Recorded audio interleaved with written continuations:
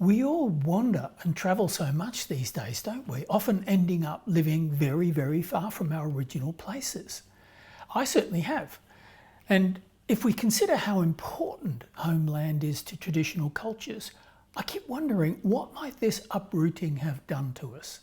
Also, what about those of us like me, say, who are from European stock but ended up in colonized places a very, very long way away from, well, their original? This is the problem of belonging in a world that seems to ever wander. In fact, influencers would seem to constantly be telling us that's some kind of aspirational thing, that we should all become, say, life coaches in Ubud or digital nomads flitting like shadows across Europe in a procession of photogenic Airbnbs or something. Yet traditional cultures never separated identity from land. For many Indigenous peoples, you don't simply live on country, you belong to it, the way a hand belongs to a body. The Aboriginal Australian scholar Junker Porter calls this custodianship, not ownership. Land isn't a possession, it's a relationship. And a great deal of who you are, who we are, is made of place. So what happens to a species built for that kind of belonging when most of us no longer have it? I can't ask that question from any kind of abstract way. I'm originally of Irish and West of England stock, but I was born on a land far, far from there in Australia.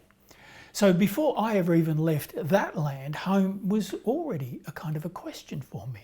No real clean answer to it. And now I live in Appalachia on Cherokee land, having carried that very same unanswered question into a very new version. All settlers carry displacement and also being displacers themselves, and that's not some kind of confession looking for absolution. It's just the actual shape of the inheritance many of us actually get handed. So what ecopsychology suggests is that these kind of disconnections cost us something very, very real, not just symbolic. They're psychological, they're felt, they're embodied, and spiritual, we might say. Some part of us still expects to be held by a place in the way that our ancestors were. I'm convinced of it.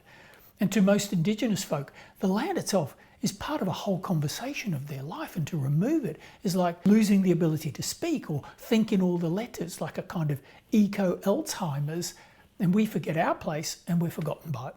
Ecopsychology also tells us that environment is actually part of the mind, and studies show when we're out there in nature, we think bigger and better. So maybe when we're in our land, our place, the place that knows us, that we can truly rest in our biggest form of mind, our home mind. I'm working on it.